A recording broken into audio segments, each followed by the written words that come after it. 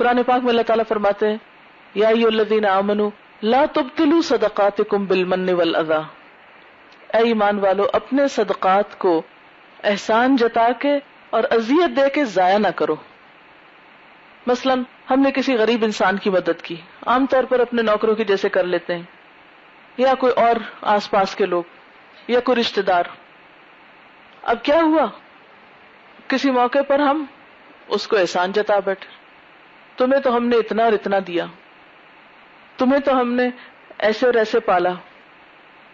جیسے فرعون نے کہا تھا نا حضرت موسیٰ کو کہ ہم نے تجھے بچہ سا پالا تھا اور تجھے بڑے ناز سے رکھا تھا، اور پھر تو بڑا ہوا تو نے یہ کر دیا. وَفَعَلْتَ فَعَلَتَكَ الَّذِي فَعَلْتَ، یعنی تو نے کر دیا جو کچھ تو نے کرنا تھا. انسان جب کسی پہ احسان کرتا ہے، کسی کا بھلا کرتا ہے اور پھر اس کو تانا دیتا ہے، طنز کرتا ہے، تو ایک طرح سے اپنی نیکی کو برباد کر بیٹھتا ہے. تو اس طرح یہ اس کے ایمان کا دشمن ہو جاتا ہے. اور اس کو احساس عام طور پہ ہم کب دلاتے ہیں؟ جب مسئلہ اس کی طرف سے ہمیں کوئی ناگوار بات پہنچی، ہمیں غصہ آیا، ہم نے غصے میں اس کو سب سنا دی جو بھی ہم نے اس کے ساتھ آج تک احسانات کیے تھے. اب وہ جو کچھ کیا وہ سب کیا دھرا ملیا میٹ ہو کر رہ گیا، اس لیے کہ ہم نے احسان جتایا. تو صرف صدقہ کر کے نہیں بلکہ کوئی بھی نیکی کر کے کسی کے ساتھ، پھر آپ اس کے اوپر جب بہت غصہ کرتے ہیں اور غصے میں اپنی نیکی کو جتاتے ہیں تو وہ سب کچھ ضائع ہو کے رہ جاتا ہے. اسی طرح کچھ نقصان معاشرتی یا جذباتی بھی ہوتے ہیں، اس سے تعلقات خراب ہوتے ہیں. حضرت ابو ہریرہ رضی اللہ تعالی عنہ سے روایت ہے کہ نبی صلی اللہ علیہ وسلم نے فرمایا المؤمن مألف ولا خیر فی من لا یألف ولا یؤلف. مومن محبت کا پتلا ہے. المؤمن مألف یعنی الفت ہی الفت ہے، محبت ہی محبت ہے. اس کو جگر سے دیکھو، محبت ہی محبت ہے. اس شخص میں کوئی خوبی نہیں جو نہ لوگوں سے محبت کرے اور نہ لوگ اس سے محبت کریں. یعنی ایسا شخص کسی کام کا نہیں جو کسی سے محبت نہیں کرتا اور کوئی اس سے نہیں محبت کرتا. اب آپ دیکھیں کہ جو شخص بات بات پہ غصہ کرے اس سے کون محبت کر سکتا ہے؟ مثلا ایک بیوی اپنے شوہر سے بہت محبت کرتی ہے لیکن شوہر محبت کی قدر نہیں کرتا. ہر محبت کے جواب میں وہ اس کو کوئی نہ کوئی تانا دیتا ہے، کبھی اس کی شکل کا دیتا ہے، کبھی اس کے مال کا دیتا ہے، کبھی ماں باپ کا دیتا ہے، حسب نسب کا دیتا ہے. اب وہ کہاں تک یک طرفہ محبت کرے گی؟ نہیں کر سکتی. اسی طرح آپ اپنے بہن بھائیوں کے ساتھ محبت کا اظہار کرتے ہیں لیکن جب ہر وقت آپ کو جواب میں نفرت ہی ملے آپ کہاں تک محبت کریں گے؟ پھر آپ خاموش ہو جائیں گے. ٹھیک ہے، اگر آپ نفرت نہ بھی کریں تو محبت تو نہیں کر سکتے نا. تو اس شخص میں کوئی خیر اور بھلائی نہیں جو نہ محبت کرتا ہے نہ کیا جاتا ہے. ایک اور حدیث میں آتا ہے نا کہ قیامت کے دن سب سے زیادہ میرے قریب وہ لوگ ہوں گے کہ جو منکسر المزاج ہیں. تو جو شخص بہت غصہ کرتا ہے وہ اس خوبی سے محروم ہو جاتا ہے. مثلا بہت غصہ کرنے والے ماں باپ بچوں کی محبت سے محروم ہو جاتے ہیں. ایسے بچے جو ہی انڈیپینڈنٹ ہوتے ہیں وہ ساری زندگی ماں باپ کو شکل نہیں دکھاتے. ماں باپ بیمار ہوں، تکلیف میں ہوں، تکلیف محسوس کریں گے لیکن آگے بڑھ کے مدد نہیں کریں گے. ایسے شخص کے پاس کوئی بیٹھنا رہنا پسند ہی نہیں کرتا، سب اس سے بیزار ہو جاتے ہیں. پھر اسی طرح یہ ہے کہ جب ہم غصے میں دوسرے کو نقصان پہنچاتے ہیں تو دوسرا بھی تو ہمیں نقصان پہنچا سکتا ہے. کسی کو اٹیک کر کے آپ خود محفوظ کیسے رہ سکتے ہیں؟ پھر اسی طرح غصے کی حالت میں بعض فیصلے آپ کے لیے شدید نقصان دہ ہو سکتے ہیں. مثلا ایک شخص کو اپنے باس سے تھوڑا بہت اختلاف ہوا، اس کو کوئی بات پسند نہ آئی، اس نے کیا کیا؟ سخت بدتمیزی کے الفاظ ادا کیے، اپنے غصے کا اظہار کیا، نتیجتاً اپنی جاب کا نقصان کیا. اسی طرح ایک شخص دکان پہ کھڑا ہے، ایک گاہک آیا ہے، کوئی چیز خریدنے لگا، اس نے ایک سے دوسرا سوال کیا، اس نے کہا جا میں نہیں دیتا، اس کا نقصان ہوا. یا اسی طرح مثلا بچوں کا رشتہ طے ہو رہا ہے، بالکل ہر چیز اپنے آخری مرحلے پہ، اتنے میں چھوٹی سی بات پہ کوئی غصے کا اظہار ہو جاتا ہے، وہ رشتہ ہوتے ہوتے رہ جاتا ہے. بعد میں کتنی پریشانیاں دیکھنی ہوگی رشتے کے نہ ہونے کی وجہ سے، جاب کے چلے جانے کی وجہ سے، گاہک کے دکان چھوڑ جانے کی وجہ سے، اور اسی طرح اور بہت سے معاشرتی نقصان ہمیں غصے کی وجہ سے ہوتے ہیں.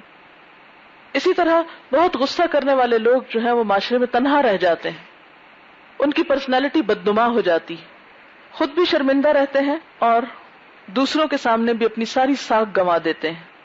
اور پھر ان سب نقصانات سے بڑا نقصان آخرت کا نقصان ہے، جب غصے کی وجہ سے انسان اپنے عمل کو ضائع کر بیٹھتا ہے. تو یہ تھے غصے کے نقصان. اب جب ہماری عقل مانتی ہے کہ غصہ نقصان دہ چیز ہے تو پھر ہمارے لیے اس کے سوا کوئی چارہ نہیں کہ ہم اس کو کنٹرول کریں. لیکن کیسے کریں اور کیوں کریں، کیا فائدہ ہوگا؟ تو سب سے پہلے ہم دیکھتے ہیں غصہ کنٹرول کرنے کے فائدے کیا ہیں. سب سے پہلی بات تو یہ ہے کہ انسان کے ایمان میں اضافہ ہوتا ہے. نبی صلی اللہ علیہ وسلم نے فرمایا، جو کوئی اپنے غصے کو باوجود طاقت رکھنے کے روک لے گا تو اللہ تعالیٰ اس کے دل کو ایمان سے بھر دے گا. غصہ کنٹرول کرنے والے کے ایمان میں اضافہ ہوتا ہے. اکثر لوگ یہ شکایت کرتے ہیں نا، ہمارے ایمان کا لیول ڈاؤن ہو رہا ہے. تو اس لیول کو بڑھانے کے لیے کیا ضروری ہے؟ غصے پہ قابو، غصے پہ کنٹرول. نبی صلی اللہ علیہ وسلم نے فرمایا، بندہ مومن کسی چیز کا گھونٹ نہیں پیتا جو اللہ کے نزدیک بہتر ہو غصے کے اس گھونٹ سے جسے وہ اللہ کی خوشی کے لیے پی جاتا ہے. یعنی پینے کی چیزوں میں جتنی بھی چیزیں ان میں سب سے بہترین چیز غصہ ہے. جب ایک شخص غصہ پی جاتا ہے تو گویا اس نے سب سے بہترین چیز پی. اب آپ کہیں گے باقی چیزیں تو میٹھی میٹھی ہوتی ہیں، غصہ تو بڑا کڑوا ہوتا ہے، اور کڑوی چیز کیسے پیئیں؟ آپ نے دیکھا ہوگا کہ بہت سی کڑوی چیزیں پینے سے ہی انسان کا علاج ہوتا ہے، انسان کو شفا نصیب ہوتی ہے. تو روحانی اور ایمانی شفا کب نصیب ہوتی ہے؟ جب انسان غصے کو پی جاتا ہے. اسی طرح آپ صلی اللہ علیہ وسلم نے فرمایا، 3 چیزیں مومن کے اخلاق میں سے ہیں. نمبر 1، جب اس کو غصہ آئے تو اس کا غصہ اس کو باطل کی طرف نہ لے جائے. نمبر 2، جب وہ خوش ہو تو اس کی خوشی اس کو حق کے دائرے سے باہر نہ نکالے. نمبر 3، جب وہ طاقتور ہو تو اس چیز کو لینے کی کوشش نہ کرے جو اس کی نہیں ہے. تو گویا با اخلاق انسان وہ ہے کہ غصے کے وقت وہ غلط کام نہ کرے. یہ نہیں ہو سکتا کہ آپ کو یہاں سے کوئی ایسی دوائی آج بنا کے دی جائے کہ گھر جا کے آپ وہ کھائیں اور اس کے بعد ہمیشہ کے لیے اپنے غصے کو اپنے سے دور پائیں. یہ نہیں ہو سکتا، نہ ایسی کوئی چیز ہے.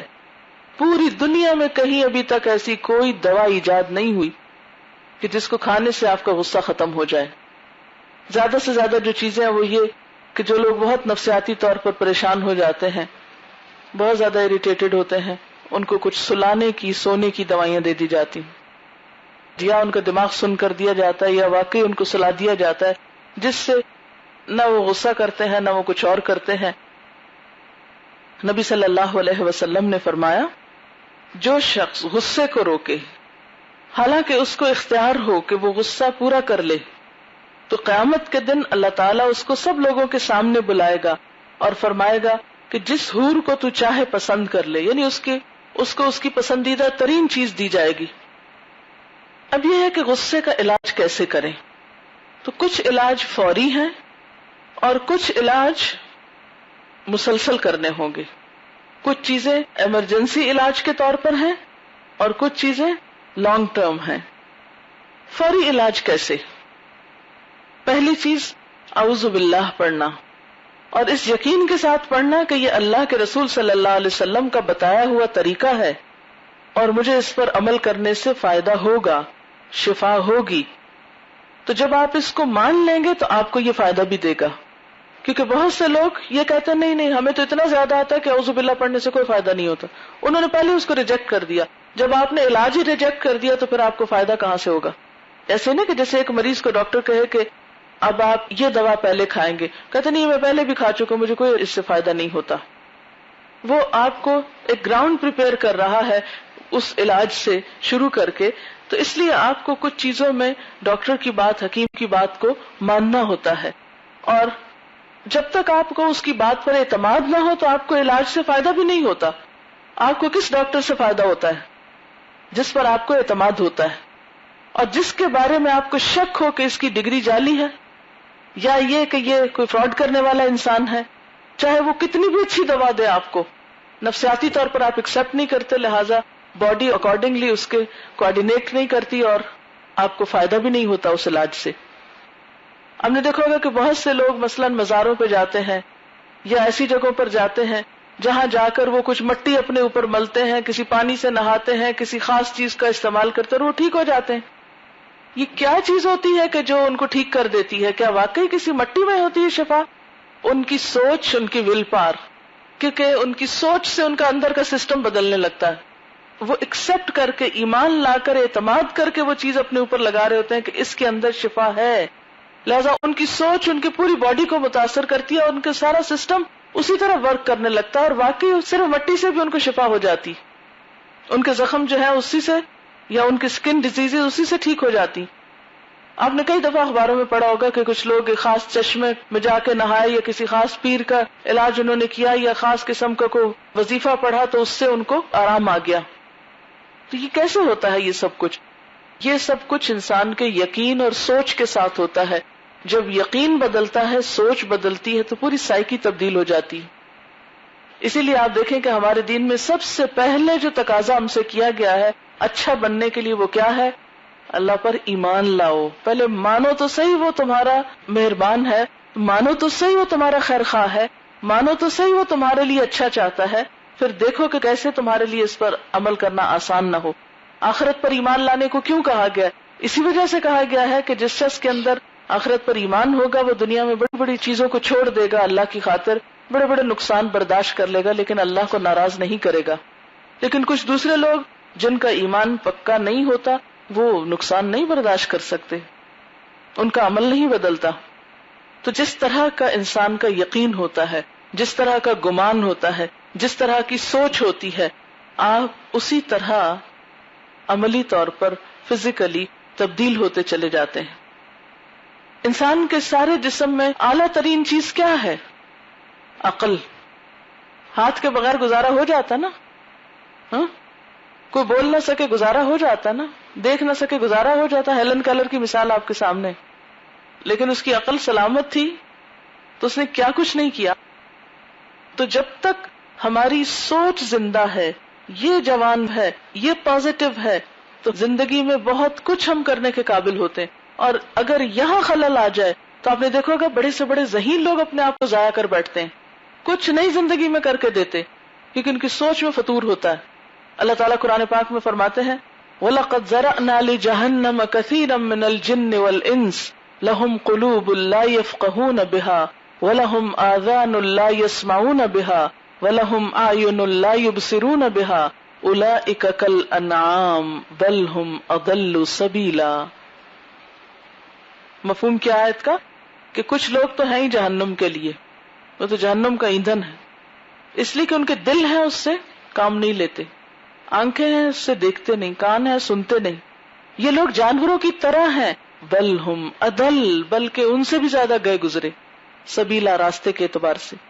تو جو لوگ اپنی سوچ کو صحیح طور پر استعمال نہیں کرتے وہ زندگی میں کوئی بھی اچھا کام نہیں کر پاتے. سوچ آپ کو راہ دیتی ہے کدھر جانا ہے، کیا کرنا ہے. تو نمبر 1 غصے کے علاج کے لیے بھی یہ علاج جو نبی صلی اللہ علیہ وسلم نے تجویز کیے ہیں ان کو اپنے ایمان کے ساتھ ایکسپٹ کرنا ہے کہ ہاں اعوذ باللہ پڑھنے سے فائدہ ہوگا، کیوں نہیں ہوگا. جب آپ مان لیں گے تو آپ کو ہونے بھی لگے گا، اور اگر آپ مانیں گے نہیں تو آپ کو واقعی نہیں ہوگا. ذالک الکتاب لا ریب فیہ ھدی للمتقین.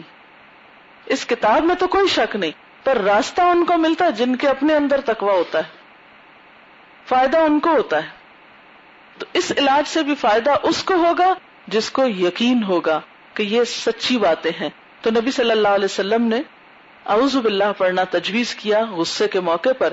ایک صحابی نے بیان کیا کہ ہم آپ صلی اللہ علیہ وسلم کے پاس بیٹھے ہوئے تھے، اتنے میں 2 لوگوں نے گالی گلوچ شروع کر دی، لڑنے لگے.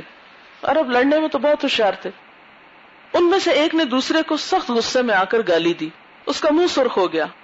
آپ صلی اللہ علیہ وسلم نے فرمایا مجھ کو ایک کلمہ معلوم ہے، اگر یہ غصے والا شخص اس کو کہے تو اس کا غصہ کچھ باقی نہ رہے. اگر یہ غصے والا شخص اس کلمے کو پڑھے تو اس کا غصہ ختم ہو جائے، اور وہ ہے اعوذ باللہ من الشیطان الرجیم. لوگوں نے آپ سے سن کر اس شخص سے کہا کہ تو نے آپ صلی اللہ علیہ وسلم کا ارشاد سنا؟ یہ کلمہ کہہ کر وہ کہنے لگا کیا میں دیوانہ ہوں؟ یعنی کیوں نہیں سنا؟ یا اس کا ایک اور مفہوم یہ بھی نکل سکتا ہے کہ کیا میں دیوانہ ہوں، یعنی مجھے نہیں پڑھنا، کیونکہ بعض لوگ غصے کے عالم میں یہ پڑھنے سے بھی انکار کر دیتے ہیں. ٹھیک، تو بہرحال یہ صحیح بخاری کی روایت ہے. مفہوم اس کا کیا ہے کہ آپ صلی اللہ علیہ وسلم نے ایسے موقع پر جو علاج تجویز کیا اور ساتھ ہی کیا فرمایا کہ اگر یہ کلمہ پڑھ لے تو اس کا علاج ہو جائے، یہ ٹھیک ہو جائے گا. اور وہ کیا ہے؟ میں اللہ کی پناہ میں آتا ہوں شیطان مردود سے، کیونکہ شیطان اس کو اکساتا ہے، شیطان غصہ دلاتا ہے. جب اس سے بچنے کے لیے انسان اللہ کی طرف رجوع کرے گا تو اللہ تعالیٰ پناہ دے گا. لیکن جو کرنا ہی نہ چاہے اس کو پھر اللہ کیوں پناہ دے؟ جو شیطان کا ساتھی بنا ہو اور شیطان کو بھی ساتھ لا رہا ہو کہ اللہ تعالیٰ اس کے سمیت مجھ کو پناہ دے دے، تو ایسا تو نہیں ہوگا نا، کیونکہ شیطان تو دتکارا ہوا ہے. دوسرا حل، دوسرا علاج، یعنی آپ نے اعوذ باللہ من الشیطان الرجیم پڑھ لی، ابھی بھی غصہ ہے کیونکہ جب آتا ہے تو اتنی جلدی نہیں جاتا. دوسرا حل یہ بتایا کہ خاموش ہو جائیں. نبی صلی اللہ علیہ وسلم نے فرمایا اذا غضب احدکم فلیسکت، جب تم میں سے کسی کو غصہ آئے تو چاہیے کہ خاموشی اختیار کرے، کیونکہ آپ جتنا بولیں گے پھر دوسرا اور بولے گا. مثلا غصہ کسی انسان پہ ہی آئے گا نا، تو جب آپ کو کسی پر آئے گا اور آپ اس کو کھری کھوٹی سنائیں گے یا صرف کھری کھری سنائیں گے تو نتیجہ کیا ہوگا کہ جواب میں آپ کو بھی سننا پڑے گا. آپ غصے کے عالم میں پہلے ہی کمزور ہیں، اس نے ایک بات اور کی، آپ اور زیادہ شدید غصے میں آ گئے. پھر زبان کے ذریعے آپ کو تسلی نہیں، پھر آپ ہاتھ استعمال کریں گے، پھر نتیجہ کیا ہوگا کہ وہاں سے بھی کچھ جواب آئے گا. یہ کیسے ہو سکتا ہے کہ صرف آپ ہی کو بولنے کا حق ہو؟ دوسرے کو بھی تو حق ہے نا، وہ بھی اسی طرح آزاد ہے جیسے آپ آزاد ہیں. تو اس لیے بہتر طریقہ کیا ہے؟ خاموشی اختیار کی جائے. نبی صلی اللہ علیہ وسلم کو جب کسی بات پر غصہ آتا تو اس کا اظہار کبھی بھی اپنی زبان یا ہاتھ سے نہیں کرتے تھے. یعنی غصے کے موقع پر آپ صلی اللہ علیہ وسلم کا طریقہ کیا ہے کہ آپ نے کبھی بھی زبان نہیں استعمال کی، نہ ہاتھ استعمال کیا. ان دو چیزوں کو کنٹرول کر لیا. کتنا بہترین اسوہ حسنہ ہے. یعنی یہ نہیں کہا کہ غصہ نہ کرو، ویسے تو یہ کہ کوشش کرنی چاہیے لانگ ٹرم علاج کے ذریعے کہ آئے ہی کم، لیکن اب یہ ہے کہ جس کو آتا ہے اور آ گیا ہے تو پھر کیا کرے؟ وہ اپنے ہاتھوں کو روک لے اور اپنی زبان کو. اچھا ہاتھ کیسے روکے؟ ہاتھوں کے روکنے میں قلم بھی ہوتا ہے. یعنی بعض اوقات آپ زبان سے کسی کو نہیں کچھ کہہ سکتے، مثلا کیوں؟ اس لیے کہ جس کو آپ نے کہنا وہ بہت دور ہے، تو اب آپ اس کو خط لکھ رہے ہیں. یہ تو اور شامت کی بات ہے، اس لیے کہ کہی ہوئی بات تو پھر بھی کہیں حافظے سے بھول جائے گی، لکھی ہوئی بات تو دوسرا شخص بار بار پڑھے گا اور زیادہ اس کو آپ پر غصہ آئے گا. پھر وہ بھی جواب میں اپنا قلم یا کچھ اور استعمال کرے گا اور پھر وہ سلسلہ بڑھتا چلا جائے گا. اس لیے ایسے موقع پر ہاتھ روک لیا جائے.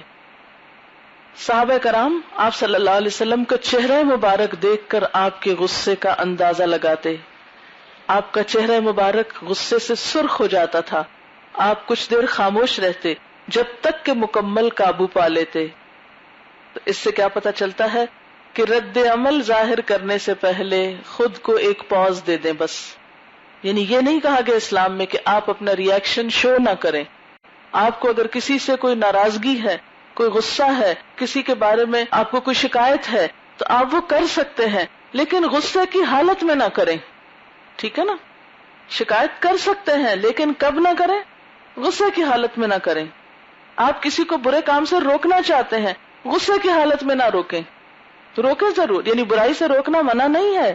آپ بدلہ لینا چاہتے ہیں، بدلہ لینے کی اسلام میں اجازت ہے، بس غصے کی حالت میں نہ لیں کیونکہ زیادتی نہ ہو جائے.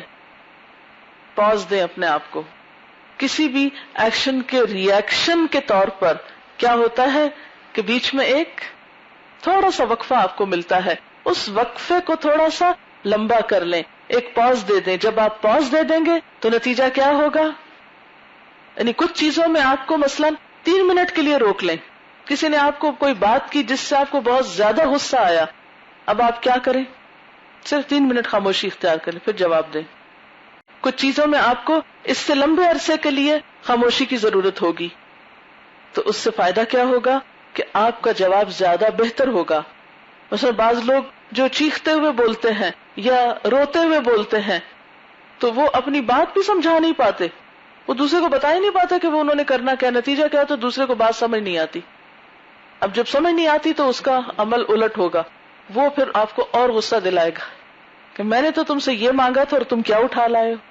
بعض اوقات آپ غصے میں اپنے نوکر کو ڈانٹ کے کوئی کام کہتے ہیں، وہ بیچارہ سہما ہوا ہوتا ہے، وہ سکڑا ہوا ہوتا ہے، اس کو سمجھ نہیں آ رہی کہ آپ کیا کہہ رہے ہیں، اور جو کچھ آپ اس سے مانگتے ہیں وہ نہیں کچھ اور لے آتا ہے. اس سے پھر آپ کو اور زیادہ غصہ آتا ہے، حتیٰ کہ آپ خود اٹھ کے پھر چلے جاتے ہیں، میں خود ہی لے آتے ہوں. تو ایسے موقع پر صرف تھوڑی دیر رک جائیں، تھوڑی سی خاموشی اختیار کر لیں اور ذرا سا کنٹرول کر کے پھر آپ اس کو آرام سے کہیں فلاں چیز لاؤ. یعنی وہ جو ایک فیوریس سا ایٹیٹیوڈ ہوتا ہے نا، اس سے اپنے آپ کو روک لیں. پھر اسی طرح یہ ہے کہ تیسرا علاج، پہلا کیا ہے؟ اعوذ باللہ پڑھنا. دوسرا خاموش، اور خاموشی میں ضروری نہیں کہ مستقل یا ہمیشہ کی خاموشی اختیار کر لیں کہ آپ موڈ آف کر لیں، بولنا ہی چھوڑ دیں، کمیونیکیشن ترک کر دیں. یہ نہیں کرنا. آپ کو کیا کرنا ہے؟ تھوڑا سا پاز دینا ہے، تھوڑا سا ٹائم لینا ہے، حتیٰ کہ آپ تھوڑے کول ڈاؤن ہو جائیں اور پھر اپنی بات کو بہتر انداز میں دوسرے تک پہنچا سکیں.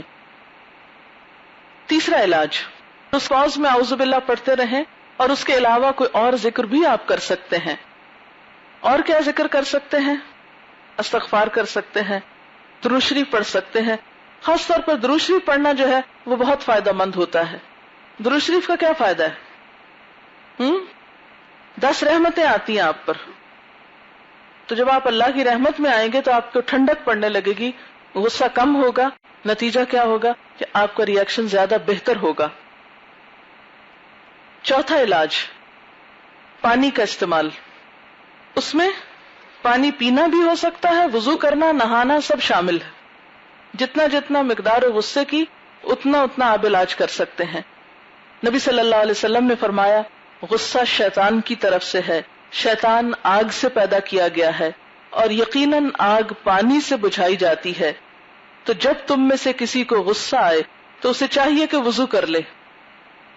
یعنی شدید غصے کے عالم میں وضو، اگر اس سے بھی زیادہ ہو تو نہا لیں، پانی پی لیں، منہ پہ پانی کے چھینٹے ڈال لیں. کیونکہ پانی کیا کرتا ہے؟ آگ کی شدت، آگ کی گرمی، آگ کے شعلوں کو بجھا دیتا ہے، آگ کو ٹھنڈا کر دیتا ہے. اور سائنٹیفکلی بھی یہ بات پرووڈ ہے کہ غصے کی حالت میں انسان کا اندرونی ٹیمپریچر بڑھ جاتا ہے. جیسے بخار میں بڑھتا ہے نا، اسی طرح غصے میں ٹیمپریچر بڑھ جاتا ہے انسان کا. یعنی فزیکلی ہم وارم ہو جاتے ہیں. اور پھر پانی کا پینا جسمانی طور پر بھی انسان کو ٹھنڈا کرتا ہے. اور آج کل پانی کا استعمال جدید طریقہ علاج میں ہو رہا ہے. یعنی واٹر ریمیڈی، پانی کے ذریعے علاج اس کو کہتے ہیں. بعض اوقات تجویز کیا جاتا ہے کہ دن میں 5 دفعہ یا 7 دفعہ اپنے بازو اور پاؤں اور چہرہ اور اس طرح کی چیزوں کو دھویا جائے. تو آپ دیکھیں جب ہم وضو کرتے ہیں تو کانوں کے اندر تک ہاتھ ڈالتے ہیں، مسح کرتے ہیں، مختلف طرح اپنے آپ کو ٹھنڈا کرتے ہیں. غصے کی حالت میں اگر پانی ڈال کے آپ دیکھیں تو باقاعدہ آپ کو پانی چپتا ہوا اور اس کے اندر ایک ری ایکشن ہوتا ہوا محسوس ہوگا. پھر اسی طرح 5واں علاج، خود کو کسی ذہنی یا جسمانی کام میں مصروف کر لیں. یعنی چیزیں پھینکنے یا توڑنے کی بجائے ایکسرسائز کرنا زیادہ مثبت کام ہے. واک کریں، دوڑیں، کھیل لیں، کوئی گیم کر لیں. یعنی فزیکل ایگزرشن جو ہے وہ غصے کو دور کرنے میں مددگار ہوگی. پھر اسی طرح آپ ایکسرسائز میں جیسے یوگا، سلو یوگا یا مسل ریلیکس کرنے والی کوئی ایکسرسائز بھی کر سکتے ہیں. اور اس کے علاوہ یہ ہے کہ آپ نماز بھی پڑھ سکتے ہیں کیونکہ وہ بھی ایک طرح سے بہترین ایکسرسائز ہے. ایک اور چیز جو مجھے بہت فائدہ دیتی ہے، بلند آواز سے قرآن پاک پڑھنا. جب بھی کسی کی طرف سے مجھے کوئی ایسی تکلیف دہ بات پہنچے جو ذرا زیادہ تکلیف پہنچے، کچھ چیزیں تو ایسی ہوتی ہیں جو انسان تھوڑی بہت گرد پڑتی ہے فوراً ہی جھاڑ کے بھول جاتا ہے، لیکن کچھ چیزیں ایسی ہوتی ہیں کہ جو انسان کو دیر تک بے چین رکھتی ہیں. ایسی صورت میں انسان بلند آواز سے قرآن پڑھے، چاہے زیادہ پڑھے یا تھوڑا پڑھے، لیکن ضرور پڑھے. تو آپ دیکھیں گے کہ اس سے آپ کو فائدہ ہوگا. یعنی ایک دم ایسا لگتا ہے جیسے اندر کی آگ ٹھنڈی ہونے لگی ہے. اگلا علاج ہے اپنی پوزیشن تبدیل کر لیں. یہ بھی ایک مسنون علاج ہے جو نبی صلی اللہ علیہ وسلم نے بتایا.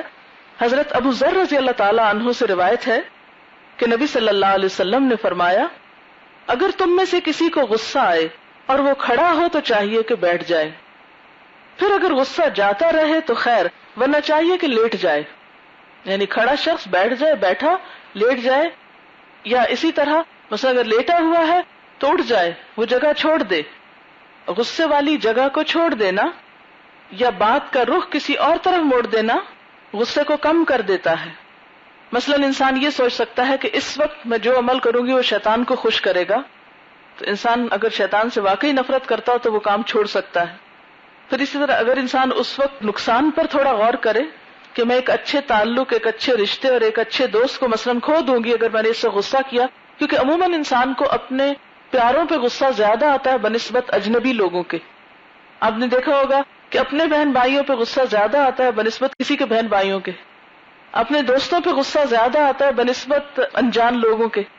تو جب اپنوں پر غصہ آئے تو اس وقت سوچیں کہ ان پر غصہ کرنا مجھے ان کی محبت سے محروم کر دے گا، ان کی طرف سے ملنے والی خوشی اور ان کی طرف سے ملنے والے سکون سے محروم کر دے گا، میں ایک بہت بڑی نعمت سے محروم ہو جاؤں گی، تو اس لیے مجھے غصہ نہیں کرنا.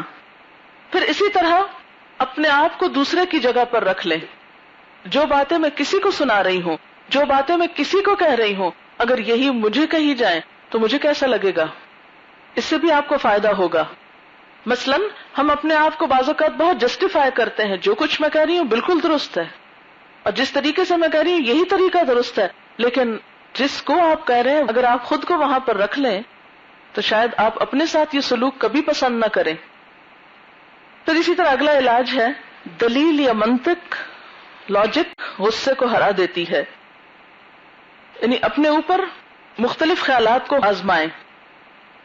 جو چیز آپ کو غصہ دلا رہی ہے اس کی حقیقت پہ غور کریں. مثلا بعض اوقات ہم سوچتے ہیں نا ہمیشہ میرے ساتھ ہی ناانصافی ہوتی، میرے ساتھ ہی لوگ ایسا کرتے ہیں، یہ سارے لوگ میرے خلاف ہیں، مجھ سے کوئی محبت نہیں کرتا، میں کسی کو اچھی نہیں لگتی، مجھے کوئی اہمیت نہیں دیتا، وغیرہ وغیرہ. جب اس طرح کی بدگمانیاں آپ کو ہوں تو ان باتوں کو تھوڑا انالائز بھی کسی وقت کیا کریں اور ایمانداری سے خود سے پوچھیں کیا واقعی آپ کو کوئی نہیں چاہتا؟ کیا آپ کو کبھی کسی کی طرف سے کوئی محبت نہیں ملی؟ یعنی شکر گزاری کا رویہ اختیار کریں بنسبت ناشکرے پن کے. مثلا شوہر اور بیوی کے اختلاف میں عام طور پر جب ایک کو دوسرے سے شکایت ہوتی، شکوہ ہوتا ہے، تو وہ اس کی خوبی بھول جاتا ہے. مثلا چھوٹی سی بات پہ اگر بیوی کو غصہ آیا شوہر پہ تو کیا کہہ اٹھتی ہے، جیسے نبی صلی اللہ علیہ وسلم فرمایا مجھے تو اس گھر میں کبھی کوئی سکھ نہیں ملا. اور یہ جملہ ایک بالکل مبالغہ آرائی پر مبنی جملہ ہے. یہ کیسے ہو سکتا ہے کہ شادی کے دن سے لے کر آج تک آپ کو وہاں کوئی خوشی نہ ملی ہو؟ یعنی کبھی میں نے تو نہیں دیکھا زندگی میں کہ کوئی شخص شادی کے دن خوش نہ ہوا ہو، یا یہ کہ دوسرے لوگوں نے اس کی خوشی کے لیے کچھ نہ کیا ہو. ہر شخص کسی نہ کسی لیول پر ایک خوشی کا اہتمام کرتا ہے. ٹھیک ہے بعض چیزیں ہماری مرضی کے خلاف ہوتی ہیں، ہم اس پر اس طرح خوش نہیں ہوتے، لیکن جہاں ایک شخص میں بہت سی خرابیاں ہو سکتی ہیں وہاں دوسرے شخص میں کوئی نہ کوئی اچھائی، خوبی اور بھلائی بھی ہو سکتی ہے. تو اس لیے اپنی سٹیٹمنٹس کی مبالغہ آرائی کو انالائز کر کے اس کو کٹ ڈاؤن کریں کہ یہ باتیں میں غلط سوچ رہی ہوں. پھر اسی طرح ایک اور علاج ہے مزاح یا ہیومر. بعض اوقات سلی باتوں سے بھی غصے کو کم کر سکتا ہے انسان. آپ نے دیکھا ہوگا کہ کئی لوگوں کو اتنا اچھا فن آتا ہے کہ روتوں کو بھی ہنسا دیتے ہیں. تو اگر آپ اس قسم کے خوبصورت مزاح کر سکتے ہیں کہ جس میں دوسرے کے لیے ناراضگی تو نہ ہو لیکن دوسرے کا دل آپ خوش کر دے، تو آپ دیکھیں گے کہ اس سے بھی ایک دم غصہ ختم ہو جائے گا. اس کی کوئی مثال دے سکتے ہیں ہم؟ مثلا ایک خاتون حضور صلی اللہ علیہ وسلم کے پاس آئی، بہت بوڑھی تھی، تو کہنے لگی کیا بوڑھی عورتیں جنت میں جائیں گی؟ آپ نے فرمایا نہیں، وہ نہیں جائیں گی. بہت روئی. اس کا یہ رونا غم کا بھی ہو سکتا ہے، افسوس کا بھی ہو سکتا ہے. تو اس پر آپ نے کیا فرمایا؟ کہ وہ جوان ہو کر جائیں گے، تو وہ خوش ہو گئی.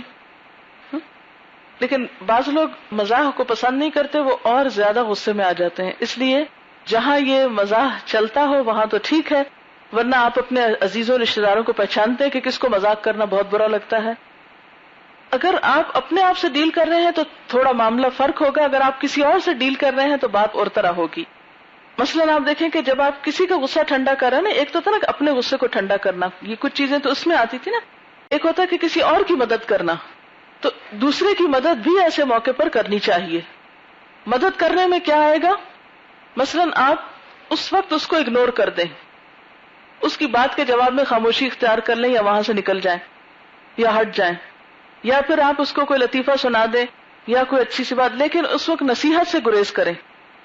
ایک اور طریقہ ہے ریلیکسیشن ٹیکنیکس کا استعمال، اور یہ ڈفرینٹ قسم کی ہوتی ہیں، سچویشن کے مطابق ہوتی ہیں. مثلاً آپ بعض اوقات پبلک میں بیٹھے ہوتے ہیں یا کہیں آپ بھیڑ میں ہیں، کوئی شخص آپ کو زور سے کونی مار جاتا ہے، کتنا برا حال ہوتا ہے غصے سے. مثلا آپ حرم میں ہیں، احرام پہنے ہوئے، عمرہ کر رہے ہیں، اور اتنے میں کوئی شخص آپ کے پاؤں پہ پاؤں رکھ جاتا ہے، یا آپ کو ایسی سخت چوٹ لگا جاتا ہے کہ آپ وہاں غصے سے بدحال ہو جاتے ہیں کہ ان لوگوں کو اللہ نے عقل نہیں دی، ان کی آنکھیں نہیں، یہ کیوں نہیں دیکھ کے چلتے، وغیرہ وغیرہ. لیکن اب آپ غصہ کریں گے تو آپ کا عمرہ خراب ہوگا، آپ کر نہیں سکتے. تو ایسے میں پھر کیا کریں گے؟ یعنی یہ وہ وقت ہوتے ہیں جب آپ کو غصہ کنٹرول کرنا ہے، اگر آپ نہیں کریں گے تو کیا ہوگا؟ اس طرح کی بہت سی سچویشنز ہوتی ہیں کہ جس وقت آپ بہت سے لوگوں کے بیچ میں ہیں، یا آپ کسی ایسی جگہ پر ہیں کہ کسی شخص کا کوئی طرز عمل، مثلاً آپ نے گھر میں لوگوں کو دعوت پہ بلایا ہوا ہے، ایک شخص ایسی بات کر دیتا ہے کہ آپ کا سارا مزہ کرکرا ہو کے رہ جاتا ہے. تو وہ موقع ہوتے ہیں پھر سنبھلنے کے، کہ اس وقت اگر انسان کنٹرول نہیں کرتا تو بعض اوقات آپ نے سنا ہوگا باراتیں واپس چلی گئیں. اب اتنا خوشی کا موقع، اتنے دنوں کی تیاری کے بعد بارات آئی، لڑکی نے جانا تھا، وہ لیے بغیر لڑکی کو خود واپس چلی گئی.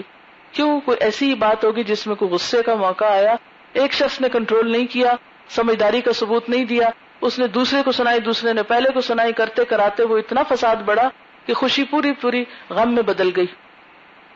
تو یہ ایسی سچویشنز ہیں کہ جن میں کنٹرول کرنا چاہیے. تو خصوصاً جب آپ پبلک پلیس پر ہوں، جب آپ بہت سے لوگوں کے بیچ میں ہوں، تو اپنے آپ کو تماشا بنانے سے پرہیز کیجیے، ورنہ آپ کسی کو کوئی خیر کی بات بتانے کے قابل نہیں رہیں گے. اسی لیے قرآن پاک میں آتا ہے وَإِذَا مَا غَضِبُوا هُمْ يَغْفِرُونَ، جب ان کو غصہ آتا ہے تو وہ معاف کر دیتے ہیں. تو غصہ کر کے وقتی طور پر آپ اتنا فائدہ تو کر سکتے کہ اپنے دل کو ٹھنڈا کر لیں، لیکن آپ کسی بہت بڑی خیر سے محروم بھی ہو سکتے ہیں. اور اگر آپ معاف کر دیں، اور معاف اس کو کریں کہ جو آپ کے سامنے بہت ہی چھوٹی چیز ہو، کیونکہ عموماً غصہ آپ چھوٹوں پہ کرتے ہیں نا، تو کسی بھی حیثیت میں، مرتبے میں، عمر میں کم پر آپ جب ایسا کرتے ہیں تو نتیجہ کیا نکلتا ہے کہ آپ کسی دوسرے موقع پر اسی شخص سے بہت سا فائدہ بھی اٹھا سکتے ہیں. تو بات میں کر رہی تھی ریلیکسیشن ٹیکنیکس کی. جیسے حضور صلی اللہ علیہ وسلم نے کیا بتایا کہ انسان اپنی پوزیشن تبدیل کر لے، تو ریلیکسیشن ایکسرسائزز کے لیے بھی بسا اوقات آپ اپنی پوزیشن کو تبدیل کر لیتے ہیں. مثلا آپ لوگوں میں بیٹھے ہیں تو اس میں آپ کیا کر سکتے ہیں؟ مثلا اپنی مٹھی کو بھینچ لیں، مثلا یہ کہ اپنے آپ کو تھوڑا اسٹریچ کر لیں، یا پھر اس جگہ سے ہٹ جائیں، وہاں سے اٹھ کے الگ کسی کمرے میں چلے جائیں، جا کے گہری سانسیں لیں. یہ چیز آپ کو فائدہ دے گی، یہ بھی میرا پرسنل ایکسپیرینس ہے. پھر اسی طرح کسی اکیلے کمرے میں چلے جائیں، کوئی پرسکون کرنے والا جملہ دہرائیں، مثلاً کوئی آیت، زور زور سے کوئی اچھا جملہ بولیں، مثلاً کوئی بات نہیں، پھر کیا ہوا، اللہ تو دیکھ رہا ہے، میں ایسی نہیں ہوں، میں نے یہ نہیں کیا، یہ دوسرے کی غلط فہمی ہے، جو دل میں آئے بول لیں. ریپیٹ بھی کر سکتے ہیں، ایک ہی بات کو بار بار بھی کر سکتے ہیں، اور بہت سی باتیں بھی اپنے آپ سے کر سکتے ہیں. اور سب سے بڑی بات یہ کہ اللہ تعالیٰ سے باتیں شروع کر دیں. اتنی شکایتیں لگائیں کہ دل ٹھنڈا ہو جائے. کبھی آپ نے اللہ تعالیٰ سے باتیں کی؟ ضرور کوشش کیا کریں، ہر روز تھوڑا سا ٹائم ضرور نکالا کریں. سب سے بہترین ٹائم جو ہوتا ہے نا اللہ تعالیٰ سے بات کرنے کا، وہ پتہ کہاں ہوتا ہے؟ سجدے میں. کیسے؟ کوئی اور نظر نہیں آتا. پھر اسی طرح کسی پرسکون واقعے کو، کسی اچھے دن کو، کسی اچھی یاد کو ذہن میں لانا، اس سے بھی آپ کو ریلیکسیشن ہوگی. مثلاً اگر شوہر کے ساتھ کوئی ناراضگی ہو گئی تو اسی کے ساتھ کوئی اچھا گزرا ہوا واقعہ اپنے ذہن میں لے آئیں، تو آپ دیکھیں گے کہ اس کے خلاف آپ کا جو غم غصہ ہے وہ کم ہو جائے گا. یعنی نیگیٹو سوچ کو پازیٹو میں لے آئیں. پھر اسی طرح آپ کیا کر سکتے ہیں، مثلاً آئینے کے سامنے کھڑے ہو کر خود کو مسکرا کے دیکھیں ہیں، چاہے جھوٹی مسکراہٹ ہو لیکن مسکرائیں، خود کو دیکھ کے مسکرائیں.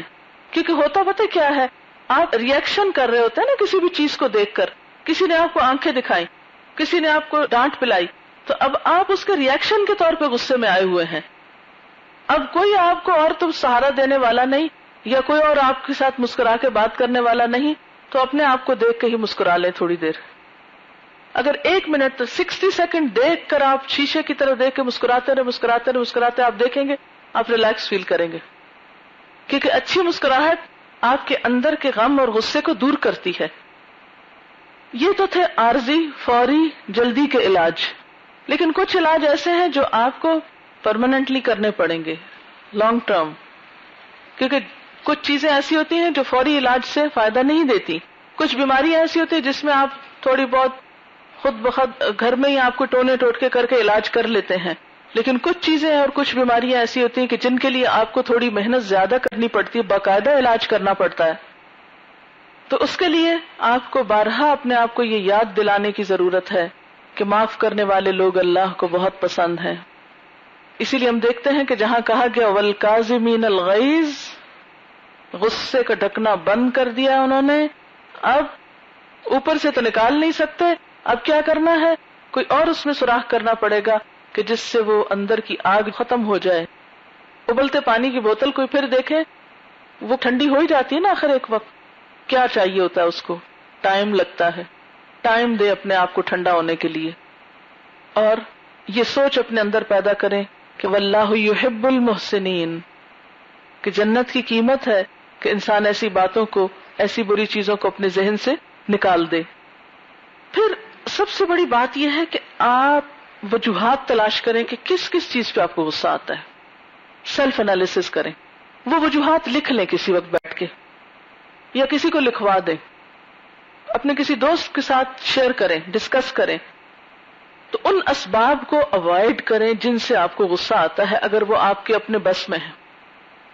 مثلاً اگر آپ کو یہ پتہ چل جاتا ہے کہ آپ کو ٹریفک جیم میں بہت غصہ آتا ہے، تو آپ ایسے اوقات میں سفر کریں کہ جب ٹریفک جیم نہ ہو.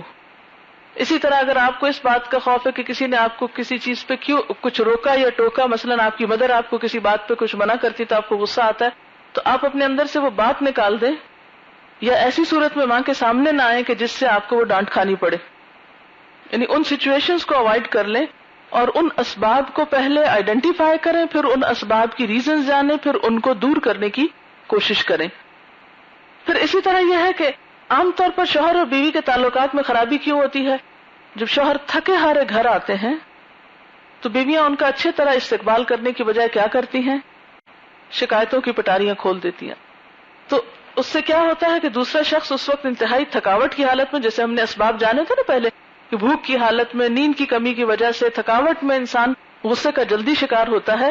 تو ایسی وقت میں آپ اپنے شوہر سے کوئی گفتگو نہ کریں اور کوئی شکایتیں نہ لگائیں اور کوئی ایسی بات نہ کرے، کوئی اہم مسئلہ ڈسکس نہ کریں کہ جس کا اینڈ پھر ایک دوسرے کے ساتھ کلیش پر ہو. مثلاً آپ کو کہیں جانا ہے، آپ کو اجازت چاہیے شوہر سے، شوہر بہت تھکا ہوا ہے، اس کو کھانا چاہیے. آپ اس کو کھانے دینے کے بجائے آپ اس سے پوچھ رہے ہیں کہ میں اپنی سہیلی کے گھر چلی جاؤں. وہ اس کو کھانا چاہیے، آپ اسے کھانا کھلائیں، پھر اس کے بعد بات کریں. تو اب اگر پہلے آپ اس سے اجازت لیں گے تو وہ آپ کو دینا بھی چاہتا ہوگا تو غصے میں نہیں دے گا، اور اگر آپ پہلے اس کی ضرورت پوری کرتے ہیں اس کے بعد اپنا مسئلہ پیش کرتے ہیں تو وہ آپ کی بات کا بھی احترام کرے گا. تو عموماً ہمارے یہاں بہت سی خرابیاں اس وجہ سے ہوتی ہیں کہ ہم غلط وقت میں حکمت کے بغیر بات کرتے ہیں. اچھا اس کو بھوک لگی تھی، وہ کھانے کے انتظار میں، آپ اس کو کوئی اور فرمائش کر رہے ہیں، وہ غصہ کرتا ہے تو آپ کیا کرتے ہیں؟ دروازہ پٹک کے چلے جاتے ہیں، جواب میں آپ بھی غصہ کرتے ہیں اور مسئلہ حل نہیں ہوتا، سب کچھ الجھ کے رہ جاتا ہے.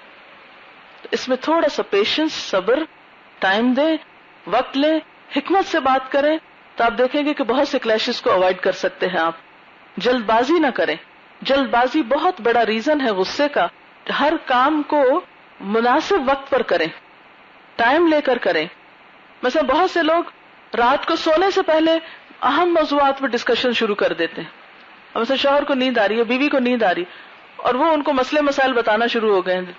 ایسے موقعوں پر ڈسکشن کا نتیجہ کیا ہوتا ہے؟ غیظ و غضب. تو ایسے موقعوں سے پھر پرہیز کریں. تھکاوٹ کے وقت, نیند کے وقت, بھوک کے وقت مسائل ڈسکس نہ کریں. پھر اسی طرح بہت زیادہ حساس بننے سے بچیں. ہر شخص یہ کہتا ہوا سنائی دیتا ہے میں بہت سینسیٹیو ہوں. ہم جب اپنا مسئلہ ہوتا ہے تو بہت سینسیٹیو ہوتے ہیں, لیکن جب دوسروں پہ دکھ آتا ہے تو ہماری ساری سینسیٹیوٹی ختم ہو جاتی, پھر ہم انتہائی بے حس ہو جاتے ہیں. تو یہ تو خود غرضی کی بات ہے نا, کہ اپنے معاملے میں حساس ہونا اور دوسروں کے معاملے میں بے حس ہونا. تو ان دونوں چیزوں کو نارمل کر لیں, حساسیت سے بچیں. جب آپ بہت حساس نہیں ہوں گے نا تو دوسرے پھر آپ کو پریشان نہیں کر سکیں گے. یعنی یہ جملہ نہ دوہرایا کریں میں بہت سینسیٹیو ہوں, اس جملے کو اپنے ڈکشنری سے نکال دیں باہر. کیونکہ لوگوں کی حالت یہ ہوتی ہے جب انہیں آپ کی کمزوری کا پتہ چلتا ہے نا تو وہ کیا کرتے ہیں, اسی سے آپ کو ٹیز کرتے ہیں. اس لیے اپنا ریموٹ کنٹرول کسی اور کے ہاتھ میں مت دیں کہ وہ جب چاہے بٹن دبا کے آپ کو غصہ دلائے. پھر اسی طرح لوگوں کی باتوں کو بہت اہم نہ سمجھیں, لوگوں کی رائے پر زیادہ توجہ نہ دیں, ان کی ناراضگیوں, بدمزگیوں, لڑائیوں کو وقتی فیز سمجھ کر گزرنے دیں, ان کو اپنے اوپر طاری مت کریں. کیا ایسا نہیں ہوتا کہ ایک شخص کو آپ ایک وقت میں برا بھلا کہتے ہیں, دوسرے وقت میں اسی کو پیار کرتے ہیں؟ کیا روزمرہ کی مثال نہیں ہے کہ ماں ایک وقت میں بچوں کو ایک دو لگا جاتی, دوسرے وقت میں اٹھا کے خود ہی پیار کرنے لگتی, خود ہی ڈانٹتی, جب وہ رونے لگتے وہ خود ہی دلاسا دینے لگتی. تو انسان کی سوچ اور انسان کا دل تو ہر وقت بدلتا ہے, قلب تو ہے ہی بدلنے والی چیز. اس لیے اگر کسی نے آپ کی تعریف کر لی تو اس کو بھی بہت اہمیت نہ دے, اور اگر کسی نے آپ کو کرٹیسائز کر دیا تو اس کو بھی بہت اہمیت نہ دے. بس اپنے آپ کو اعتدال میں رکھیں, نارمل رکھیں, اور یہ یاد رکھیں کہ لوگوں کے دل اللہ کے ہاتھ میں ہیں, دل بدلتے رہتے ہیں. اگر آج کوئی شخص آپ سے نفرت کا اظہار کر رہا ہے تو ہو سکتا ہے کہ کل وہی محبت کا اظہار کرے. تو قرآن پاک میں شاید آپ نے پڑھا ہو کہ ہو سکتا ہے کہ جن لوگوں سے تم عداوت رکھتے ہو اللہ ان کے لیے دلوں میں محبت پیدا کر دے. لوگوں کی رائے کو بہت زیادہ اہمیت دینے سے بچیں, ان کی رائے کے اوپر بہت زیادہ ریلائے نہ کریں, وقتی فیز سمجھیں, کیونکہ ہر روز ایک نیا سورج نکلتا ہے, نیا دن ہوتا ہے, نئی سوچ ہوتی ہے, نئے سوچ کے زاویے ہوتے ہیں. اس لیے کل کا دن گزر گیا, قرآن پاک میں بار بار نہیں آتا جو ہو چکا سو ہو چکا, اور آفینہ کا لفظ تو ہے اس لیے کہ بس جیسے پنجابی میں کہتے ہیں نا مٹی پاؤ, یا بس مٹا دو, جانے دو. اگر آپ معاف نہیں کر سکتے تو دوسرے کے خیر سے فائدہ اٹھا نہیں سکتے, کیونکہ آپ کے آس پاس سب انسان ہیں, کوئی بھی فرشتہ نہیں. اس لیے دوسروں کو اگر آپ فرشتہ سمجھ کے ڈیل کریں گے تو آپ ہمیشہ نقصان اٹھائیں گے, خطائیں کریں گے, مصیبتوں کا شکار ہوں گے. اگر دوسروں کو انسان سمجھیں گے, معاف کرنا جانیں گے, کیوں نہ معاف کریں؟ کیا ہم سے غلطیاں نہیں ہوتی؟ الا تحبون ان یغفر اللہ لکم, کیا ہم یہ نہیں چاہتے کہ اللہ تعالیٰ ہم کو معاف کر دے؟ اچھا, ایک اور بات یاد رکھیے کہ ہر چیز پہ خزاں آتی ہے, تعلقات میں بھی خزاں آتی, محبتوں میں بھی خزاں آتی, لیکن جو شخص اس خزاں میں, اس برے وقت میں اچھے وقت کا انتظار کرتا ہے وہ پھر کسی نہ کسی دن ہرا بھرا ہو جاتا ہے, پھر محبتیں لوٹ آتی ہیں.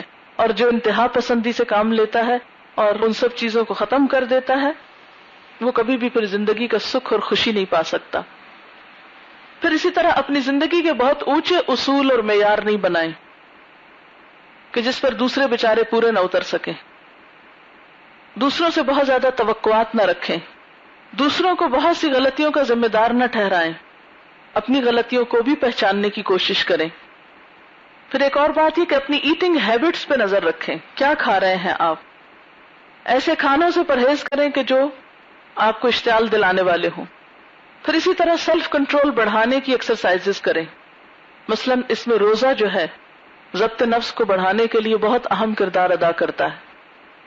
کیوں حضور صلی اللہ علیہ وسلم ہر مہینے میں 3 روزے رکھتے تھے؟ روزہ رکھ کے انسان جب اپنی بھوک کو کنٹرول کرنا جان لیتا ہے تو پھر اپنے مزاج پر بھی کنٹرول کر سکتا ہے. پھر اسی طرح یہ ہے کہ دوسرے لوگوں کے ساتھ کمیونیکیشن بحال رکھیں، کمیونیکیشن کو ختم نہ ہونے دیں، کیونکہ آپ نے دیکھا کہ بعض اوقات جس شخص کے ساتھ کمیونیکیشن نہیں ہوتی اس سے اگر تھوڑی سی بھی شکایت ہو تو آپ بہت زیادہ غصے میں کھولتے رہتے ہیں یک طرفہ طور پر. تو کسی نہ کسی طرح کمیونیکیشن بحال کر لیں. آپ دیکھیں گے کہ اگر غصہ اندر کھول رہا ہے اور جوش مار رہا ہے تو کیا ہوگا؟ کمیونیکیشن سے اس کو ایک وے آؤٹ مل جائے گا. عام روزمرہ زندگی میں دوسروں کے ساتھ ڈسکشنز، دوسروں کے ساتھ کمیونیکیشن، چاہے لکھ کر چاہے زبان سے بول کر، یہ بہت فائدہ دیتی ہے. بعض اوقات آپ کسی کا سامنا نہیں کر سکتے، بول کے کچھ نہیں کہہ سکتے، لکھ کر بات کر لیں، معافی مانگ لیں، دوسرے کی تعریف کر دیں، دوسرے کے لیے اچھے بول دیں. قرآن پاک میں اللہ تعالیٰ کیا فرماتے ہیں؟ ان الحسنات یذہبن السیئات، اچھائیاں برائیوں کو دور کر دیتی ہیں. پھر اسی طرح یہ ہے کہ ایک دوسرے کو مدد دیں ایسی مشکلات میں قابو پانے کی. مثلا کسی کو غصہ آ رہا ہے تو اس کو روکنے کی کوشش کریں، ایک دوسرے کو یاد دلائیں. پھر ایک اور چیز، اچھی کمپنی اختیار کریں. آپ دیکھیں گے کہ اگر آپ اچھے اخلاق کے لوگوں کے بیچ میں ہوں گے تو آپ کو غصہ کرنے کی نوبت کم آئے گی اور آپ بار بار غصہ کرنے کے عمل سے بچ جائیں گے. تو اس کمپنی کو اوائڈ کریں کہ جن کے بیچ میں رہ کے آپ کو بہت غصہ آتا ہے، کیونکہ کچھ لوگوں کی آپس میں بن سکتی ہی نہیں، وہ جو ہی آمنے سامنے آتے ہیں ایک دم دوسرے سے ٹکرا جاتے ہیں. اب ایسا ہوتا ہے کہ بعض اوقات ایسے لوگ اپنے ہی گھر کے اندر یا رشتہ داروں میں موجود ہوتے ہیں، ان کے ساتھ مشکل پیش آتی ہے، ان کو انسان چھوڑ بھی نہیں سکتا، اس گھر کو نہیں چھوڑ سکتا، وہ ایک الگ مسئلہ ہے، اس کا علاج کسی دوسرے طریقے سے ہوگا. لیکن عام معاشرے میں اگر کسی کو دیکھتے یا اس سے معاملہ کر کے آپ کو غصہ آتا ہے، آپ اس کے ساتھ معاملہ کرنا چھوڑ دیں، اگنور کریں، تھوڑا معاملہ کر لیں. یعنی ہجرت کا جو کانسیپٹ ہے اسلام میں وہ اسی وجہ سے ہے. حضور صلی اللہ علیہ وسلم نے ہجرت کیوں کی تھی؟ کیا ہو گیا تھا؟ قریش کیا کر رہے تھے؟ بہت زیادہ غصہ دلا رہے تھے، بہت اشتعال انگیزی کر رہے تھے، حتیٰ کہ آپ کی جان لینے کے منصوبے بنا لیے گئے تھے. تو آپ نے کیا کیا؟ ہجرت کر لی. صلح حدیبیہ کے موقع پہ کیا ہوا؟ 80 لوگ پکڑے ہوئے آئے تھے آپ کے پاس، سب کو معاف کر دیا. غزوہ حنین کے موقع پہ کیا ہوا؟ 6000 لوگوں کو بغیر کسی معاوضے کے آزاد کر دیا پکڑنے کے بعد. یہ کوئی معمولی بات ہے نہیں. فتح مکہ کے موقع پر آپ صلی اللہ علیہ وسلم نے کیا کیا تھا؟ سب کو معاف کر دیا تھا. ٹھیک ہے نا؟ تو اس چیز سے بھی آپ کو بہت فائدہ ہوگا کہ آپ ہجرت اور درگزر سے کام لیں. پھر اسی طرح یہ ہے کہ اپنی کمزوریوں کا ذکر اپنی کسی خاص دوست سے کریں کہ جو آپ کی اصلاح بھی کر سکے. ڈسکس کریں ان کمزوریوں کو. مثلا آپ کا ٹکراؤ بار بار اپنے شوہر سے ہو رہا ہے، آپ کا ٹکراؤ بار بار اپنی ماں کے ساتھ ہو رہا ہے، آپ کا ٹکراؤ بار بار اپنے بہن بھائیوں کے ساتھ ہو رہا ہے. اب اس کے لیے آپ کسی کے ساتھ بیٹھ کے ڈسکس کریں، کسی اچھے مخلص انسان کے ساتھ، اور اپنے آپ کو پوری طرح کھول کے رکھیں اس کے سامنے. میری یہ غلطی ہے، میرا یہ قصور ہے، میں نے یہ زیادتی کی ہے یا کرتی ہوں، اور دوسرا یہ کرتا ہے، اب مجھے مشورہ دے کہ میں کیا کروں. یعنی ان سارے اجتماعی علاجوں کے علاوہ 1 to 1 بیس پر بھی بیٹھ کے اپنا دکھ کسی سے بیان کر لیں، کسی کے ساتھ بیٹھ کے رو لیں، کسی سے شیئر کر لیں، کسی سے مشورہ لے لیں، تو اس سے بھی آپ کو فائدہ ہوگا. کسی بھی اچھے مخلص انسان کی بات، جس کی بات ماننا آپ کے لیے آسان ہو، جس سے آپ کو محبت ہو اور جس کی بات کو آپ ویلیو کرتے ہو، اس سے مشورہ لیں. تو بعض اوقات کچھ لوگوں کی نصیحت، کچھ لوگوں کی بات بہت فائدہ دے جاتی ہے. تو اچھے مخلص لوگوں کے ساتھ ڈسکشن کریں. غیبت اس وقت نہیں ہوتی کیونکہ اتنی ہمیں اجازت ہے. 6 پارے کے شروع میں یہ آیت آتی ہے، لا يحب اللہ الجہر بالسوء من القول الا من ظلم. اللہ تعالیٰ کو بلند آواز میں برائی کا کرنا پسند نہیں مگر جس کے ساتھ ظلم کیا گیا ہو. تو غصہ اسی وقت آتا ہے نا جب ہم سمجھتے ہیں کہ ہمارے ساتھ ظلم ہوا ہے. تو جب ہم سمجھتے ہیں کسی نے ہمارے ساتھ ظلم کیا ہے تو پھر اس ظلم کی داستان آپ کسی کو سنا سکتے ہیں اور مشورہ لے سکتے ہیں. ایسے میں غیبت نہیں ہوتی. ہاں اگر آپ بیٹھ کے تو سب کو سنانا شروع کر دیں تو وہ غیبت ہوگی. کسی ایک کنسرن یا مخلص یا مہربان یا دوست کوئی بھی اس سے اس کو ڈسکس کر لیں تو آپ دیکھیں گے کہ پھر کچھ چیزوں کو جو حل بتائے گا آپ کو اس پر عمل کر کے بھی آپ اپنا علاج کر سکتے ہیں. اسی طرح یہ ہے کہ بعض لوگ بتاتے نہیں لیکن آپ کے بہت قریب ہوتے ہیں، آپ ان سے وجوہات پوچھ لیں. آپ کیوں غصے میں ہیں, آپ کیوں ناراض ہیں. تو چھوٹی چھوٹی چیزیں ہوتی ہیں کہ آپ اپنے جو قریب کے لوگ ہیں ان کی خواہش اور مرضی کو پہچانیں. مثلا شوہر کے مزاج کو پہچاننے کی کوشش کریں, کب اور کس موقع پر غصہ بڑھ جاتا ہے, کون سی ایسی ضرورت ہے جو پوری نہیں ہو رہی اس کی جس کی وجہ سے وہ غصہ کر رہا ہے. کیوں اللہ تعالیٰ نے عورت کے لیے کہا ہے فالصالحات قانتات, نیک عورتیں فرما بردار ہوتی ہیں, شوہر کی بات مانتی ہیں. تو بہت سی بیویاں جب شوہر کی جائز بات بھی نہیں مانتی تو شوہر پھر بہت غصہ کرتے ہیں, حتیٰ کہ مار پیٹ شروع کر دیتے ہیں. اچھا, بعض لوگوں کے سامنے خاموشی فائدہ دیتی ہے اور بعض لوگوں کے سامنے خاموشی اور نقصان دیتی ہے. یعنی خاموشی کو بھی آپ نے اس طرح نہیں استعمال کرنا کہ بس ہر چیز کا جواب میں خاموشی. اس میں دیکھنا کہ خاموشی کہاں بہتر ہے اور کہاں بات کرنا زیادہ مناسب ہے. غصے کو قابو پانے میں کیا چیز رکاوٹ بنتی؟ ہمارا نفس ہمیں یہ خیال دلاتا ہے دیکھو اگر تم نے غصہ نہ کیا لوگ تمہیں بیوقوف سمجھیں گے, اگر تم نے ری ایکشن نہیں شو کیا لوگ تمہیں پاگل کہیں گے, بدھو کہیں گے, وہ تمہیں دبا لیں گے, تم سے ناجائز فائدہ اٹھا لیں گے. لہذا انسان اپنے آپ کو منوانے کے لیے غصہ کر رہا ہوتا ہے. تو نبی صلی اللہ علیہ وسلم نے کیا فرمایا, اصل پہلوان وہ نہیں جو لوگوں کو پچھاڑ دے, پہلوان وہ ہے جو غصے کے وقت اپنے آپ کو قابو میں رکھے. اور یہ بات یاد رکھیں کہ غصے کا مطلب یہ ہے کہ آپ اپنا مسئلہ حل نہیں کر سکتے, اس لیے تشدد پہ اتر آئے ہیں. جو لوگ اپنے مسائل کو حل کرنا جانتے ہیں وہ غصہ کرنے کی بجائے اس کے حل کو تلاش کرتے ہیں. کسی کا قول ہے کہ تشدد ایک نااہل شخص کا آخری سہارا ہے. تشدد ایک نااہل شخص کا آخری سہارا ہے. جب وہ کسی معاملے کو سلجھانے کی اہلیت نہیں رکھتا تو وہ کس پہ اتر آتا ہے؟ یعنی اگر ایک شخص دلیل سے کام نہیں لے سکتا تو وہ کیا کرتا ہے؟ چیخنا چلانا شروع کر دیتا ہے, الزام تراشی شروع کر دیتا ہے. یعنی جب آپ بات سے کسی کو کنونس نہیں کر سکے تو پھر آپ کس کا سہارا لیتے ہیں؟ چیخنے کا سہارا لیتے ہیں.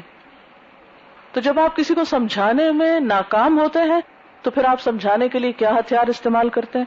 غصے کا, جو الٹا پھر آپ کے لیے نقصان دہ ہو جاتا ہے. تو تشدد آپ کی ناکامی کا ثبوت ہے. تشدد کرنا یہ ظاہر کرتا ہے کہ آپ کمزور انسان ہیں, نااہل ہیں, نالائق ہیں. آپ اپنی عقل سے, سمجھ سے کام لے کر معاملے کو سلجھانے کی صلاحیت نہیں رکھتے, اس لیے آپ اب اس کو جسمانی قوت کے بل پہ سلجھانا چاہتے ہیں.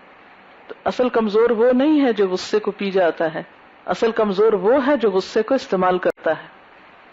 حالانکہ بظاہر کیا نظر آتا ہے کہ غصہ کرنے والا بڑا طاقتور ہے, بڑی شان ہے اس کی, یہی ہمارا امیج ہے نا. لیکن حقیقت یہ کہ وہ ایک ناکام انسان ہے. وہ کہتے ہیں نا کھسیانی بلی کھمبا نوچے. وہ نوچنے کی نوبت کب آئی؟ جب احسن طریقے سے اپنا مطلب پورا نہیں کر سکے. تو ہمیں اپنے ناکام ہونے کا ثبوت نہیں دینا. جس کو یہ سمجھ آ گئی وہ خود پہ خوب کنٹرول کر لے گا. آپ دیکھیے ذرا ایک سچویشن ذہن میں لائیے. دو لوگ کھڑے ہیں, ایک دوسرے پہ غرا رہا ہے, دوسرا جواب میں مسکرا رہا ہے. کون بہادر ہے, کون طاقتور ہے؟ مسکرانے والا. کیوں؟ اس لیے کہ اس کا کنٹرول اس کے اپنے ہاتھ میں ہے, جبکہ غرانے والا کنٹرول لوز کر چکا ہے. بظاہر یہ طاقتور نظر آ رہا ہے لیکن حقیقت میں یہ کمزور ہے, اور یہ بظاہر دوسرا اس کو بدو سمجھ رہا ہے لیکن یہ طاقتور ہے. تو ہمیں کمزور نہیں بننا. یہ دراصل شیطان کا دھوکہ ہے کہ لوگ تمہیں دبا لیں گے اس لیے تم چیخ چلا کے اپنا آپ منواؤ. اور پھر یہ ہے کہ غصے کا مثبت استعمال, یعنی غصہ ایک طاقت ہے. اگر غصہ اگر کسی چیز کے لیے انسینٹیو ہے تو اس کا اچھا استعمال کریں. یعنی یہ نہیں ہو سکتا کہ غصہ آئے ہی نہ. کوئی علاج نہیں ہے غصہ نہ آئے. غصہ سب کو آتا ہے, کوئی ایسا نہیں جس کو غصہ نہ آتا. اگر نہیں آتا تو وہ اب نارمل ہے. غصہ تو آئے گا لیکن غصے کو خود پہ سوار نہیں ہونے دینا, غصے کو پراپر جگہ پر استعمال کر لینا ہے.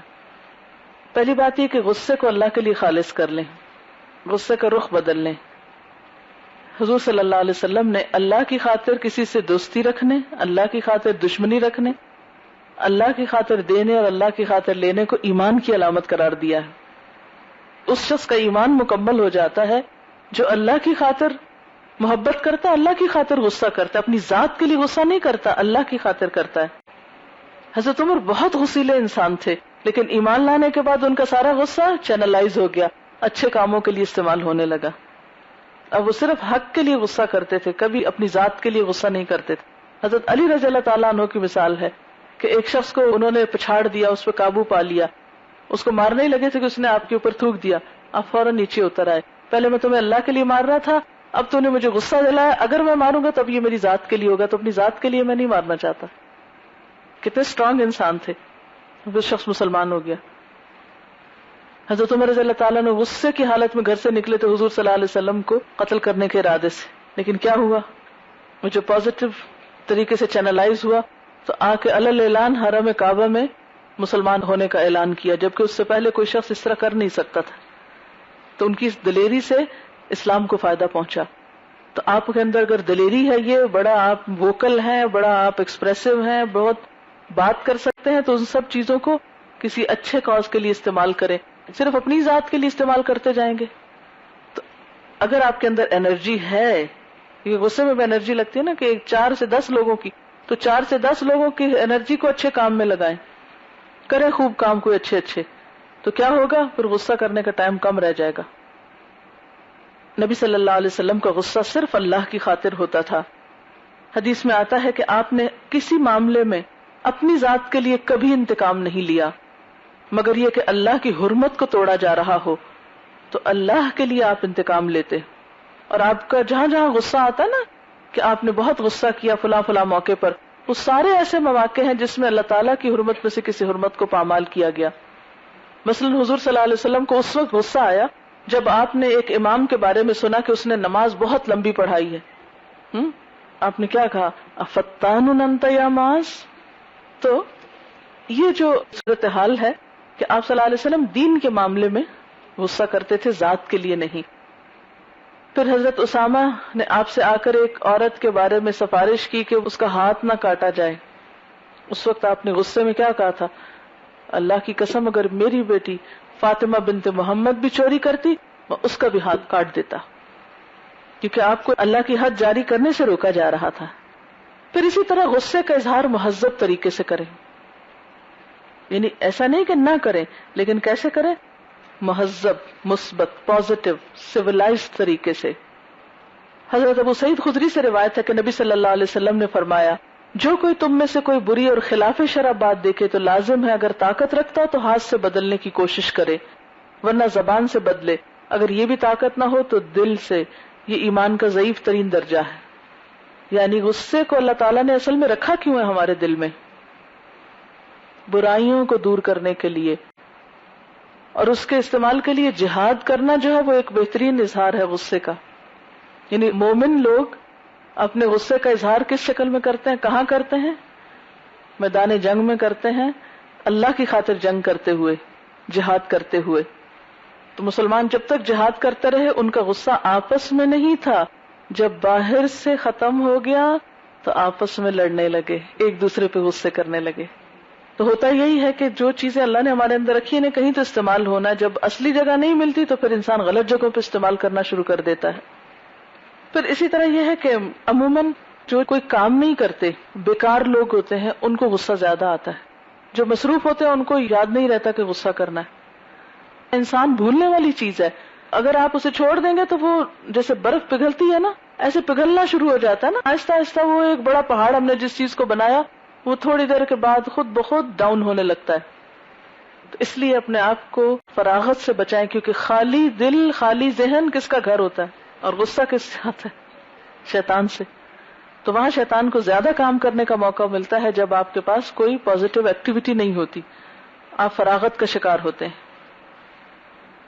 ارسطاٹل کا ایک قول ہے، کوئی بھی غصہ کر سکتا ہے، یہ تو آسان ہے، مگر صحیح انسان سے صحیح درجے تک، صحیح وقت پر، صحیح مقصد کے لیے صحیح طریقے سے غصہ کرنا یہ آسان نہیں. پھر اسی طرح کچھ چیزوں میں تبدیلی لانے کے لیے ہمیں غصہ کچھ کرنے پہ ابھارتا ہے.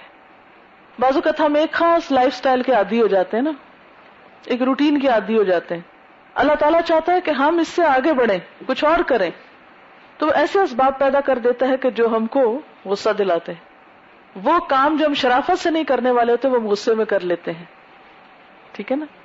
اللہ تعالیٰ نے یہ ہمارے اندر چیز رکھی اس لیے کہ بعض حالات اور چیزوں میں تبدیلی کرنے کے لیے اس کی ضرورت ہوتی ہے.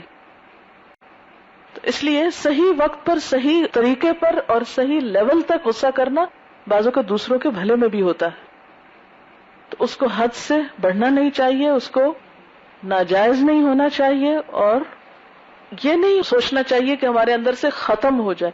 دعا یہ کریں کہ وہ صحیح جگہ استعمال ہو جائے. پھر اسی طرح بعض اوقات بعض حقائق کو ظاہر کرتا ہے غصہ. غصہ ہمارے خوف کو بھی دور کرتا ہے، اور غصے کا بہترین علاج معاف کرنا ہے. اسی لیے اسی آیت میں آیا وَالْعَافِينَ عَنِ النَّاسِ. اللہ تعالیٰ فرماتے ہیں وَلْيَعْفُوا وَلْيَصْفَحُوا أَلَا تُحِبُّونَ أَن يَغْفِرَ اللَّهُ لَكُمْ وَإِذَا مَا غَضِبُوا هُمْ يَغْفِرُونَ وَلِمَنْ صَبَرَ وَغَفَرَ إِنَّ ذَلِكَ مِنْ عَزْمِ الْأُمُورِ فَاصْفَحِ الصَّفْحَ الْجَمِيلَ. حضرت ابو امامہ باہلی سے روایت ہے، حضور صلی اللہ علیہ وسلم نے فرمایا میں اس شخص کے لیے جنت کے اطراف میں گھر کا ضامن ہوں جس نے حق پہ ہوتے ہوئے بھی جھگڑا چھوڑ دیا. اس شخص کے لیے جنت کے درمیان میں گھر کا ضامن ہوں جس نے مذاق کے طور پر بھی جھوٹ نہ بولا. اس شخص کے لیے جنت کے بلند ترین حصے میں گھر کا ضامن ہو جس کا اخلاق اچھا ہو. آپ نے فرمایا قیامت کے روز اللہ تعالیٰ کی طرف سے ایک آواز دی جائے گی کہ جس شخص کا اللہ پر کوئی حق ہے وہ کھڑا ہو جائے. اس وقت وہ لوگ کھڑے ہوں گے جنہوں نے لوگوں کے ظلم کو دنیا میں معاف کر دیا ہوگا. یعنی کسی نے غصہ دلایا آپ کو لیکن آپ نے اس کو معاف کر کے چھوڑ دیا. حضور صلی اللہ علیہ وسلم نے فرمایا جو شخص یہ چاہے کہ اس کے محلات جنت میں اونچے ہوں، اس کے درجات بلند ہوں، اس کو چاہیے کہ جس نے اس پہ ظلم کیا ہو اس کو معاف کر دے، جس نے اسے کچھ نہ دیا ہو اس کو دیا کرے، اور جس نے اس سے تعلق توڑ لیا ہو اسے ملنے سے پرہیز نہ کرے. تو یہ کس کے لیے ہے؟ اس کے لیے جو جنت کے اعلیٰ ترین محلات چاہتا ہے، بلند منزل چاہتا ہے. آپ صلی اللہ علیہ وسلم نے فرمایا حضرت موسیٰ نے ایک مرتبہ عرض کیا اے میرے رب تیرے نزدیک تیرے بندوں میں سب سے زیادہ عزت والا کون ہے؟ فرمایا جو قدرت رکھتے ہوئے معاف کر دے. تو ہمیں بھی کیا سیکھنا ہے؟ معاف کرنا. تو غصے کا بہترین علاج معاف کرنا ہے. وآخر دعوانا ان الحمد للہ رب العالمین. سبحانک اللہم وبحمدک نشہد ان لا الہ الا انت نستغفرک ونتوب الیک. والسلام علیکم ورحمۃ اللہ وبرکاتہ.